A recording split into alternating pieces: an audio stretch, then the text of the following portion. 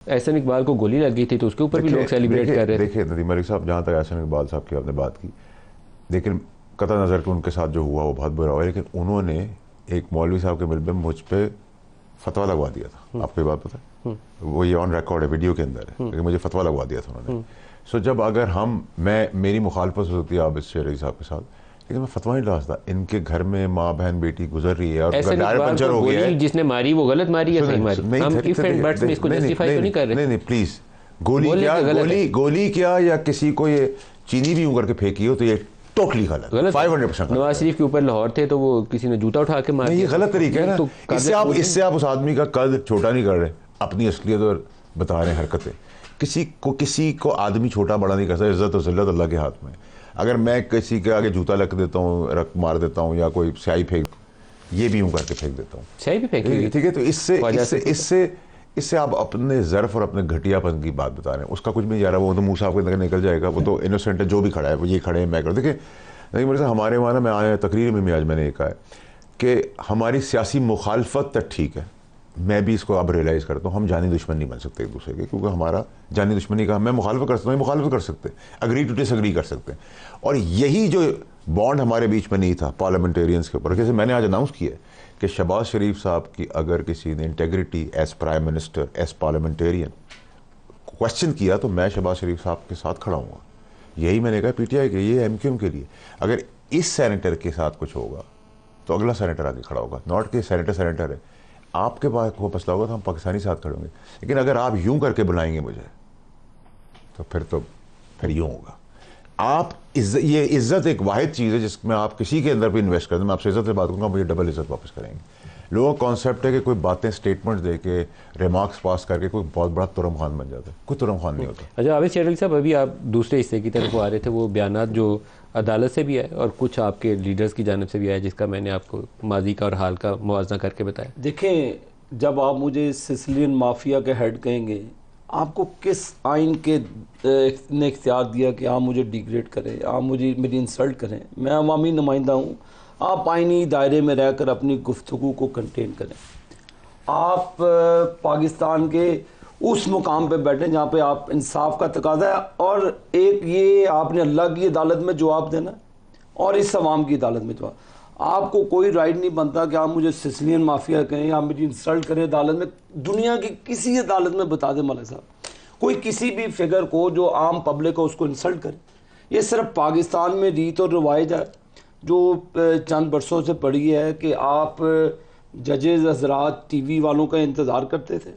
वो टीवी पे पहले कई फेवरेट चैनल पे उनकी फुटेज चलती थी, वो जो फिर अपने अल्फाज से वो हेडलाइन चलती थी। ये दुनिया में कभी होता है किसी? ये आपको किसी ने राइट नहीं दिया क्या आप मुझे आईनी तरीके से मेरे से ज़रूर मेरे पे कोई इल्ज़ाम है, कोई चीज़ है, उसको अपने कानून के दायरे में आपको ये इख्तियार नहीं दिया कि आप मेरी इंसल्ट करें। आबिद शेर अली साहब, पाकिस्तान में 2011 से ना एक प्रोजेक्ट लॉन्च किया गया था जिसका नाम था नया पाकिस्तान, और इमरान खान को हुकूमत दिलानी थी, आपको चोर डाकू साबित करना था। उसमें जजों का और इस्टेब्लिशमेंट के क्लीदी किरदार जो थे 2-3, वो दोनों ने मिल के ना गठजोड़ से आप सबके ऊपर छाप लगानी थी कि चोर और डाकू लूट के खा गए पाकिस्तान को, $100 अरब मनी लॉन्ड्रिंग से पाकिस्तान से बाहर चला गया और बड़ी चोरी की आपने, पाकिस्तान खोखला कर दिया। इसमें अब आप कहें कि एक जज को ललकार रहे हैं। जज को नहीं ललकारते, पब्लिक में तो ये भी कहते हैं कि वकील की करना जज कर लो। ये आम से नहीं तो फिर आप रियलिटी की तरफ क्यों नहीं जाते? लोग ये भी कहते हैं यार वकील की करना जज कर। ये लोगों की जो ये प्रोजेक्ट था, ये गठजोड़ था कि नहीं था? ये किसी की छाप को ना आप रोक सकते हैं, जो लोगों के जो खल्के खुदा की जुबान है ना उसको नहीं रोक सकते। तो आप अपनी डोमेन में रहकर आइन और कानून के मुताबिक फैसले दें। इंसाफ आपकी जुबान से नहीं, आपकी कलम की जुम्बिश से होता नजर आना चाहिए। ये नहीं कि आप प्रेशर हो रहे। हमारे साथ हमें सजाएं दी गई, मेरे लीडर को आपने सजाएं दी, मेरे लीडर को आपने सिसिलियन माफिया कहा, मेरे लीडर को आपने पता नहीं क्या क्या कहा, कोर्ट रूम में कहा और उसकी हेडलाइन चली। और आप कहें हमें तो कुछ नहीं, हम कहें तो वो कंटेम्प्ट के जुमरे में आ जाता है। मेरी पहले बात सुने, मुझे 1.25 लाख वोट बढ़ता है, मैं अवाम का नुमाइंदा हूँ। आप मुझे चोर डाकू कैसे कह सकते हैं? मैं आपकी जुबान ना खेच दूंगा पकड़ के। मैं आपको नहीं, ये मैंने एक वैसे कहा, मेरी बात खत्म कर लेने दे। आप जिन जजों को कह रहे हैं, नहीं मैं किसी जज को नहीं कह रहा। किसको कह रहे हैं? मुझे भी नहीं कह रहे तो किसको कह रहे हैं? मुझे क्यों सिसिलियन माफिया का आपको किसने कहा? उसने वो जो रिटायर हो गया उसको किसने इख्तियार दिया था? साकिब निसार को और वो जस्टिस खोसा को। उसके बाप के मुलाजम थे हम, क्यों हमें वो सिसिलियन माफिया कह रहे हैं? आप मुझे गाली देंगे, मैं आपको गाली दूंगा। अब मैं गाली दूंगा तो आप मुझे कहेंगे जी कंटेम्प्ट के जुमले में आ जाए अदालत के अंदर। आप मुस्कुरा रहे हैं। फैसल मैं साकिब निसार को मैंने यही कहा था, मैं ये कह रहा हूँ कि आप मुझे गाली देंगे तो आपको डबल गाली पड़ेगी। ये आप जजों को कह रहे हैं, किसको कह रहे हैं? मैं सबको कह रहा हूँ, पाकिस्तान और पूरी दुनिया के अंदर जो इंसान है। साहिबजादा हामिद रजा साहब हमें ज्वाइन कर चुके हैं। सर आपको वेलकम करता हूँ, लेकिन पहले आप अपना जवाब पूरा कर लें। हामिद रजा साहब मेरे शहरी भी हैं, इनके वालिद साहब के साथ मेरा बड़ा ताल्लुक है। वो हमारे नून लीग के मेरा उनसे हमारा नस्ल दर नस्ल 2-3 साहिबजादा साहब दबंग आदमी अभी आते हैं इनकी तरफ भी, लेकिन पहले अपना जवाब आप पूरा कर लें जनाब फैसल वाडा साहब।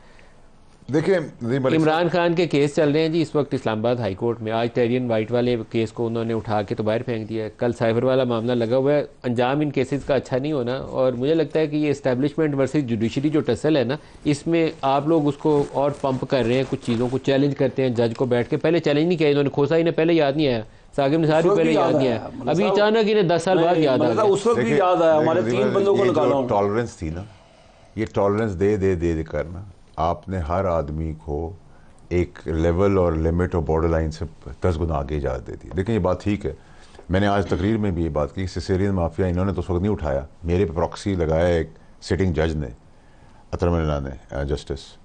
अगर आप कोई कानून नहीं है कि एक जज किसी, मैं और आप एक दूसरे पर इल्ज़ाम लगा सकते हैं, जज नहीं लगा सकता।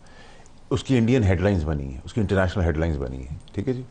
अब आपकी जुर्रत कैसे हुई, चाहे वो जज है या आपकी जुर्रत कैसे हुई कि आप मुझे प्रॉक्सी कह रहे हैं? अगर आप जुर्रत है तो आगे बढ़ के जुर्रत दिखाएं कि सब सबूत रखें, वरना मैं जुर्रत दिखाऊंगा। आपको नोटिस हुआ है ना, जाएंगे तो वहाँ जाके सवाल जवाब होगा, जवाब देना पड़ेगा। वो तो मुझे कंटेम्प्ट में बुलाया, प्रॉक्सी पे नहीं बुलाया। वो तो मुझे घुमा फिरा के ले आए हैं कंटेम्प्ट में। मतलब मैंने आज कहा रऊफ हसन साहब के साथ हुआ है, शुक्र है मैं सेनेट में था, वरना किसी घर में नान देर से पहुंचा फैसल पाउडा। जिन्होंने कंटेम्प्ट किया, मौलाना साहब ने घेरा लगाया सुप्रीम कोर्ट का, कहा हम जजों को घसीटेंगे। अरेस्ट भी था, कंटेम्प्ट भी था, नहीं था। पीटीआई के ने गलत ज़बान इस्तेमाल की, गलाजत इस्तेमाल की, नाम लेके इस्तेमाल की, कोई कंटेम्प्ट नहीं था। मेरा इन जनरल बात करने पे काहे घुमा, उसमें मैं ये समझता नहीं कि मुझे घुमा के कंटेम्प्ट में ले आए। मुझे लगता है कुछ लोगों ने प्रीहेम्प्ट कर लिया है कि मैं मवाद के साथ आगे बढ़ रहा हूँ। आज जो मैंने टेस्ट ट्रायल दिया है, जो आज मैंने चीज़ें शवाहिद के साथ दी हैं, देखते हो उसका रिजल्ट क्या आता है। ये शवाहिद में रुकूंगा तो नहीं, इतने शवाहिद हैं कि पाकिस्तान के अंदर अदालतें अगर दिन रात काम करेंगी ना तभी 1 साल लग जाएगा। अच्छा साहिबजादा साहब, जो इस्लामाबाद हाई कोर्ट में मोहसिन अख्तर कियानी साहब के सामने मामला है, वो मिसिंग पर्सन के 2 केस हैं, एक वो ब्लोच स्टूडेंट्स वाला है और एक वो शायर फरहाद वाला मामला है। अब एक भी शख्स के खातिर पूरे पाकिस्तान को, आप समेत मैं तो तवक्को रखता हूँ कि सारे आवाज़ उठाएंगे उसके हक़, लेकिन यहाँ पर एक कन्फ्रंटेशन वाली कैफियत मौजूद है। जज साहब उसके ऊपर चाहते हैं कि बंदे को पेश किया जाए, और मुझे लगता है कि एक पर्सनल क्लैश वाली सिचुएशन डेवलप हो गई है, जो कभी एक मुस्बत नहीं करार दिया जा सकता। मुल्क का अदारों का नुकसान हो जाता है। यह हमें किधर को लेके जा रही है? बिस्मिल्लाहिर्रहमानिर्रहीम, बहुत शुक्रिया नदीम साहब। मैं आपके इस ओपिनियन का मुकम्मल एहतराम भी करता हूँ और इससे एग्री भी करता हूँ। मेरा ख्याल है कि ये पाकिस्तान में मिसिंग पर्सनस का जो इशू है ये अब का नहीं है, ये बहुत पुराना है, और शायद रियलाइज़ इसलिए हुआ कि इस मरतबा मिसिंग पर्सनस पंजाब से भी हो गए। नहीं, अभी सिचुएशन जो क्लैश वाली सिचुएशन है उस वजह से केस सामने उसके ऊपर हाइप बन गई है, नहीं तो हम आंखें बंद कर लेते थे बिल्कुल। लेकिन 9/11 के बाद से बच्चे मिसिंग हो रहे हैं सर। 9/11 से पहले हो रहे हैं। What ever was happening in Balochistan, in KPK, इन सिंध, वो 25-30 साल से रो रहे थे, हमें समझ नहीं आती थी। मैं लेट मी बी 9/11 के बाद स्केल बढ़ गया उसका, और मैं चूंकि मेरा ताल्लुक पंजाब के साथ है, मुझे एडमिट कर लेने दीजिए इस चीज़ को कि मैंने इसके ऊपर नेग्लिजेंस दिखाई। हम समझते थे कि शायद कोई जो एक हमें बताया जाता था कि शायद कोई प्रॉक्सीज़ हैं एंटायर पाकिस्तान, जो हर बंदा बलूचिस्तान से भी मिसिंग का नारा लगा रहा है, इंटीरियर सिंध से भी लगा रहा है, KP से भी लगा रहा है।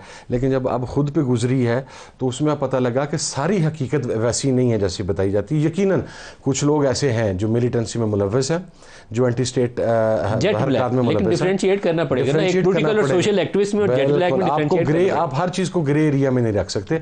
मैं ये समझता हूँ कि जब ये इंसिडेंट हो गया था और जिस किस्म का एक क्लैश बढ़ रहा है जुडिशरी में और पाकिस्तान की इस्टेब्लिशमेंट के अंदर, पहले दिन ही शायद वो जो हमारा शायर है फरहाद साहब, शायद उनका नाम है, उनको मेरा ख्याल पेश कर देना चाहिए था। अभी भी छोड़ देना चाहिए, अभी छोड़ देना चाहिए, जितना जल्दी छोड़े उतना अच्छा है। क्योंकि सर देखें, बदकिस्मती पाकिस्तान में ये है, और ये मैं इसका इतलाक तमाम लोगों के ऊपर होता है कि जब हम इक़्तिदार की कुर्सी पर होते हैं या ताकत की कुर्सी के ऊपर बैठे हैं ना, हम अंधे हो चुके होते हैं।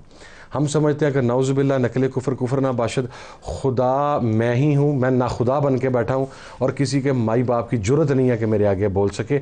और ये अप्लाई करता है पाकिस्तान की इस्टेब्लिशमेंट के लिए भी, पाकिस्तान की पॉलिटिकल एलीट के लिए भी, पाकिस्तान की जुडिशरी के लिए भी। भुट्टो को फांसी पे चढ़ा दिया था, नो डाउट पाकिस्तान की जुडिशरी का कोई चेहरा कोई इतना काबिल कदर नहीं है कि हम उसको लायक तहसीन कह सकें।